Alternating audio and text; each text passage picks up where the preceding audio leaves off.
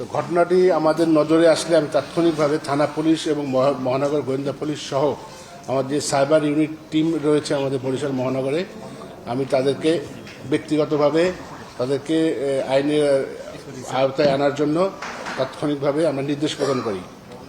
ইতোমধ্যেই অতিরিক্ত chief metropolitan magistrate আমলি আদালত 1 হতে ঘটনাটি কোতোয়ালি মডেল থানায় CR 1189/2026 সদর কোতোয়ালি FIR হিসাবে রুজু করার জন্য নির্দেশ প্রদান করেন। যারই পরিপ্রেক্ষিতে Barishal metropolitan police Kotwali model থানার মামলা নম্বর 9 তারিখ 5/7/2026 খ্রিস্টাব্দ ধারা 143, 448, 323, 384, 385, 387, 506(2)/109 প্যানেল কোড 1807 রুজু করা হয়। এরই ধারাবাহিকতায় আমরা বিভিন্ন তথ্য প্রযুক্তিতে অভিযুক্তদের লোকেশন শনাক্ত করে আনুমানিক 2 ঘটিকার সময় বরিশাল মহানগরীর টপ 10 থেকে উক্ত মামলার এজাহারনামী আসামি মুস্তাফিজুর রহমান লিটু এবং আবুল কালাম আজাদকে আটকপূর্বক থানা হেফাজতে নিয়ে এসেছি। আটককৃত দুজনই বর্তমানে আমাদের কোতোয়ালির মডেল থানার হেফাজতে রয়েছে। ধন্যবাদ। জি বলেন। মামলা হিসেবে রেকর্ড হয়েছে কোন সময় আর আসামির সংখ্যা কতজন? আর আপনি বলেছেন যে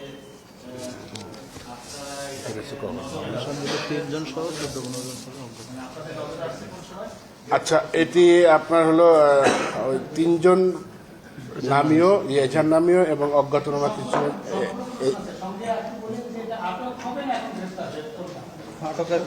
একই জিনিস।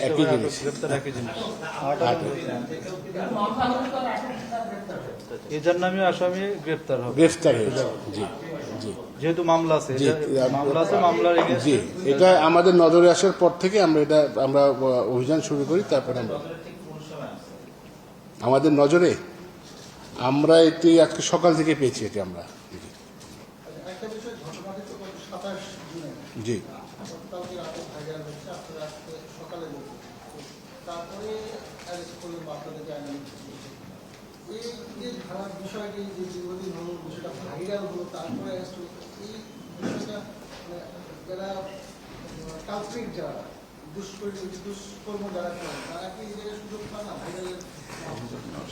না, আমাদের কাছে আসলে আনুষ্ঠানিকভাবে অভিযোগ না আসলে তো আমরা আসলে কারোর বিরুদ্ধে ব্যবস্থা নিতে পারি না।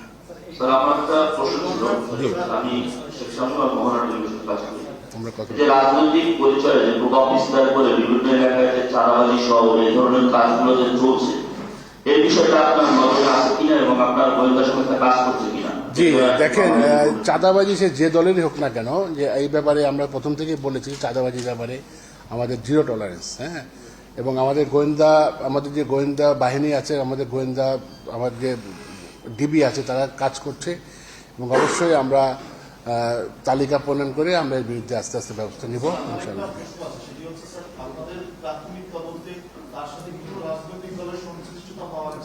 দেখেন, প্রাথমিক তদন্তে এখনো পর্যন্ত আমরা শুনেছিলাম, কিন্তু তার কোনো পদবি কিংবা তার দলীয় কোনো আনুগত্য আমরা এখন পর্যন্ত পাইনি।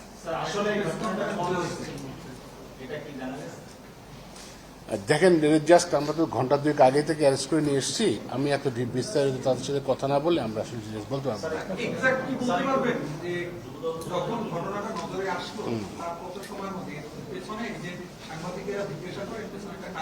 জি জি বলেন।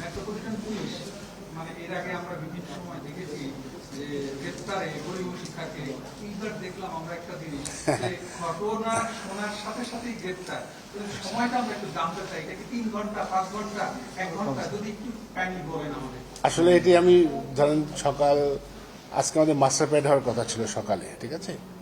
তো ধরেন আমি 7টা, 7:30টার দিকে পেয়েছি। এরপরে তো এই কয়েক ঘন্টার মধ্যে আমাদের কিছু তো লোকেট করে জি 5-7 ঘন্টা। জি জি। আপনাকে আমি একটা জিনিস জানতে চাই। আমি এখন টেলিভিশনে কাজ করি, আমার নাম ফেরদৌস।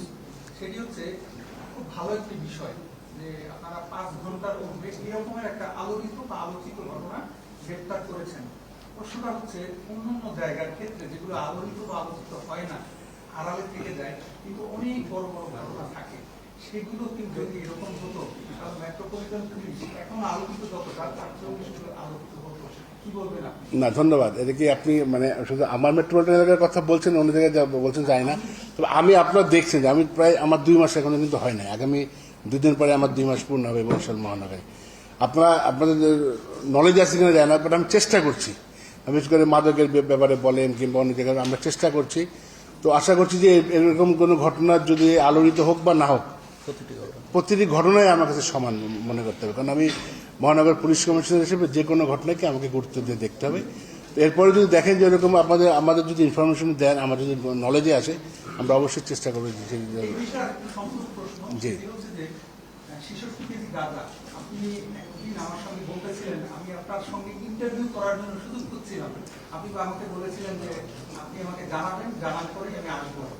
সেই আশাটা আজকে 4 দিন আপনি আমাকে জানান না, হয়তো আপনার ব্যস্ততা ছিল। জি, জি। আমি আজকে এই সুযোগটা কাজে লাগাতে চাই। বলেন। সেটি হচ্ছে আপনার কাছ থেকে আমরা জানতে চাই, পুলিশের এক ধরনের ক্ষোভ আছে, সেই ক্ষোভটা বাস্তবতার সাথে জড়িত। 66 কেজি গাঁজা উদ্ধার হলো, কিন্তু আদালত তাকে ছেড়ে দিল। বিষয়টি আপনার কাছ থেকে আমরা শুনতে চাই। পুলিশের মধ্যে হয় কি, একটা ভালো কাজ যদি করে আপনারা কিভাবে নিবেন আমি জানি না, হয়তো সরকারি কর্মকর্তার জন্য বলতে মানে ক্যামেরার পিছনে বলেন, সামনে বলতে হয়তো একটু কুণ্ঠাবোধ করেন, কিন্তু আপনি যদি বলেন, এই জিনিসটা যদি জানে, তাহলে কিন্তু আসলে বিষয়টি একটা রিয়েকশন হয়, সেটা পজিটিভ কিন্তু হতে পারে। তো আপনার কাছ থেকে আমরা শুনতে চাই, 66 কেজি গাঁজা কেউ না কেউ তো ওইটার সাথে জড়িত ছিল। আমরাও জানতে চাই যে কেন গাঁজা উদ্ধার হওয়ার পর পুলিশ ধরলো, কিন্তু তাদেরকে আদালত ছেড়ে দিল। আপনার কি বলার আছে? মন্তব্য শুনুন। এটা একটু শেষ করে, এটা একটু শেষ হবে। ওই ঘটনার পরে 66 কেজি গাঁজা উদ্ধারের পরে একটা ভিডিও আমরা সোশ্যাল মিডিয়ায় দেখেছি। পুলিশের একজন এসআই ওই মাদক ব্যবসায়ীর সাথে রাতের আধারে কথা বলছে। এরকম একটা ভিডিও আমাদের কাছে আসছে। টোটাল বিষয়টা নিয়ে আপনি একটু বলবেন। দেখেন, এটি হ্যাঁ, আপনি যেটা বলেছেন 66 কেজি গাছ ধরে পরে, আসলে এটি পুরোপুরি আদালতের বিষয়। আসলে এইটা নিয়ে আমি আসলে এই সংবাদ সম্মেলনের উপরে মন্তব্য আমি করতে পারবো না। তাদের নিজের প্রসিডিউরাল কিছু বিষয় আছে। আসলে ওপেনলি আমি এভাবে আদালতের বিষয়, আদালত যেটা ভালো মনে করেছে সেটা হচ্ছে আমাদের যে দায়িত্বটা সেটা আমরা পালন করেছি। আর আপনি যেটা বললেন যে একটা আমার এক সাব ইন্সপেক্টর একটা ভিডিও ভাইরাল, তো ভিডিও ভাইরাল হওয়ার পরে তাকে তো আমি ক্লোজই করেছি। আমি সঙ্গে সঙ্গে আপনি যখন ভিডিও দেখেছি আমি সঙ্গে ক্লোজ করেছি এবং সে অলরেডি বরিশাল মেট্রো থেকে অন্য জায়গায় অন্যত্র বদলি হয়ে গেছে। হ্যাঁ, ঠিক আছে। তাকে তো এই মেট্রোপলিটন থেকে, হ্যাঁ, তাকে শোকজ করেছেন, তাকে তো মেট্রোপলিটন থেকে বদলি করে দেওয়া হয়েছে মেট্রোপলিটন। ঠিক আছে, ধন্যবাদ। আর কিছু না থাকে তা আমরা উঠি। জি জি।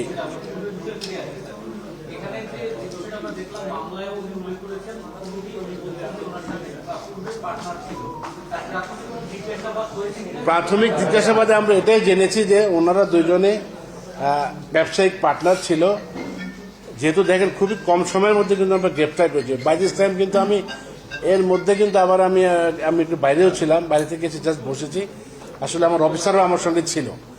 ডিটেলস এখনো তারা জিজ্ঞাসাবাদ করতে পারেন নাই। তো যতটুকু আমরা শুনেছি তারা দুজনে ব্যবসায়িক পার্টনার ছিল।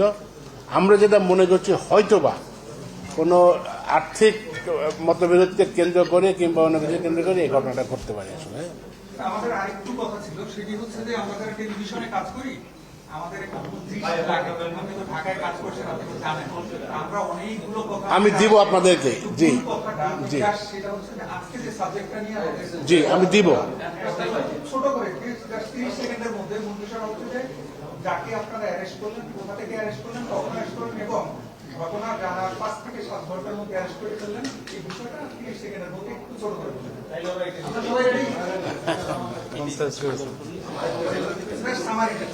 আচ্ছা,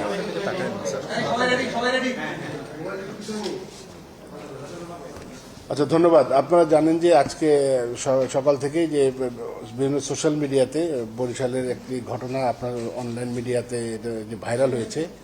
তো ভাইরাল হওয়ার পরে আমরা বুঝতে পারি যে অগ্রণী হাউজিং এবং বাকলা ডেভেলপার্সের যে ব্যবস্থাপনা পরিচালক তার উপরে একটা মব তার অফিসে গিয়ে ওয়ান কাইন্ড অফ মব সৃষ্টি করে তার কাছ থেকে জোরপূর্বক তাকে চেক কিংবা টাকা পয়সার জন্য তাকে জোরপূর্বক চেষ্টা করা হয়েছে। তো এই ঘটনাটি জানার সঙ্গে সঙ্গেই আমি আমাদের গোয়েন্দা এবং আমাদের ওসি কোতোয়ালি এবং সোশ্যাল আপনার সিভিল টিম সহ আমরা তার মোবাইল লোকেশন ট্র্যাক করে আমরা আনুমানিক 2 ঘটিকার সময় বরিশাল মহানগরীর টপটেন এলাকা থেকে এজার নামীয় আসামি মুস্তাফিজুর রহমান লিটু এবং আবুল কালাম আজাদকে আটক করে কোতোয়ালি থানাতে আমরা সোপর্দ করা হয়েছে।